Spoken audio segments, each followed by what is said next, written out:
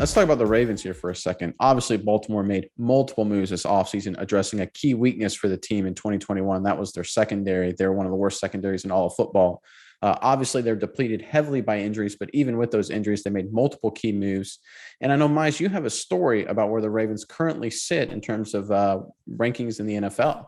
But before we go into that, Ravens fans, comment below, who is your favorite Raven defender currently on the team? They have to be a current Raven, so no Ray Lewis, no Ed Reed's current favorite Raven defender.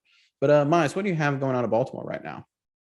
Well, Nick, I'll go ahead and throw my answer out there. Being the resident Ravens fan, my current favorite defensive player on the Ravens is definitely Marlon Humphreys. Love him. I love him. He's a great guy. He's an excellent player, and I think he's a great addition to the team for years to come.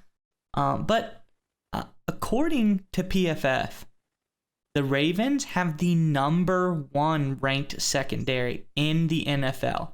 And you could think, okay, last year they were terrible.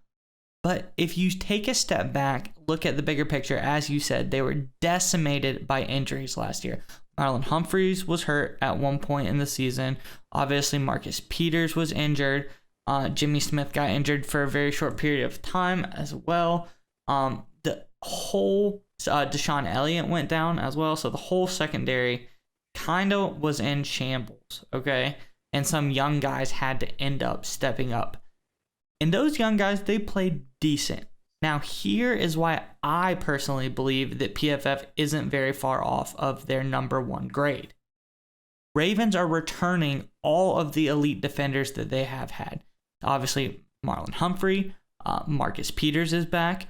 Now they have signed some key veterans in Williams and Fuller to bolster the slot corner and safety position. Through the draft, they've got one of the best safeties in the draft in Kyle Hamilton on that team. And now you have a plethora of starting caliber backups on this team. You have Chuck Clark, who's an excellent, very smart player, a great guy. And he and Hamilton is not decided yet who's going to start. I would give the nod towards Hamilton eventually. But you got Chuck Clark. Obviously, you got the young rookies in Demarion Williams and Jalen Armour-Davis, who seem promising. You have Brandon Stevens, who is a hybrid safety corner player. You have the Iowa safety Geno Stone, who is serviceable. And you've got the savvy veteran who's familiar with the team in Tony Jefferson. So there you've got a lot of options to fill in everywhere in case they get injured again. But what do you think about all of this, Nate? Yeah, so I think the thing with the Ravens, what they addressed this offseason, we talked about what they've done on the offensive side of the football, drafting tight ends and focusing on tight ends and sort of zigging when the rest of the league is zagging.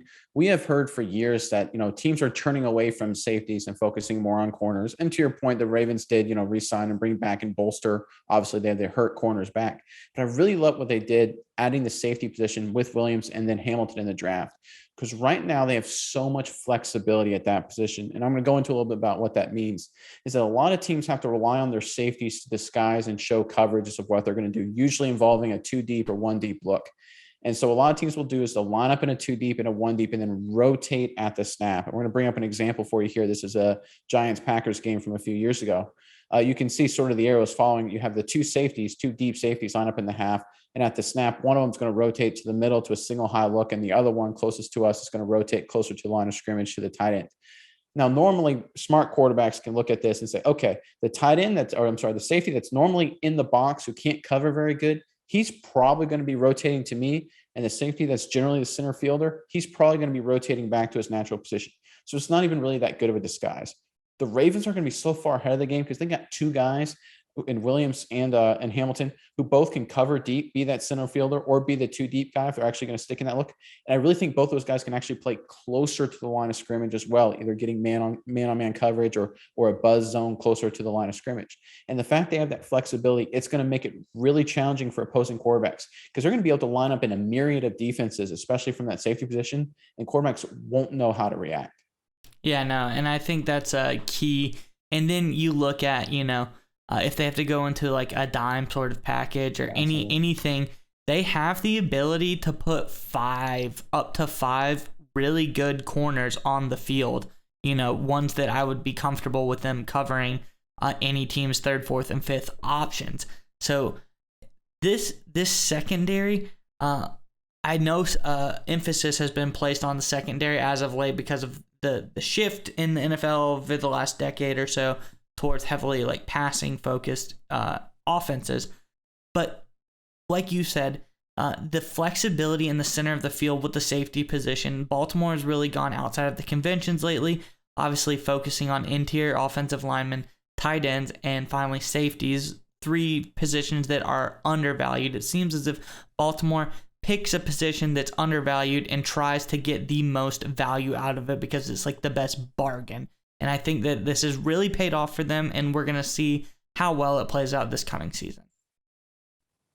Hey, Nick, you want to get some awesome NFL merch like this?